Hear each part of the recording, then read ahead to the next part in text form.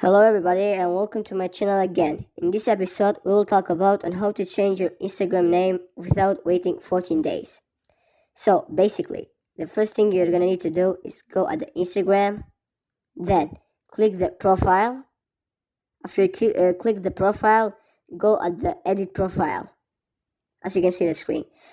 Then, as you can see, I have my name as simple as that, but it doesn't show the 14 days thing because this is a new account, but if it's your old account then it will. So let me change my name first. After you change your name, you're gonna go back and you're gonna click the three lines right there at the top bottom.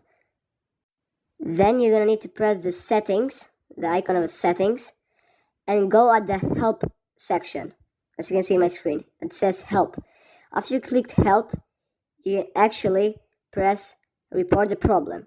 After you clicked report the problem, go to report problem without shaking, and then wait a few seconds.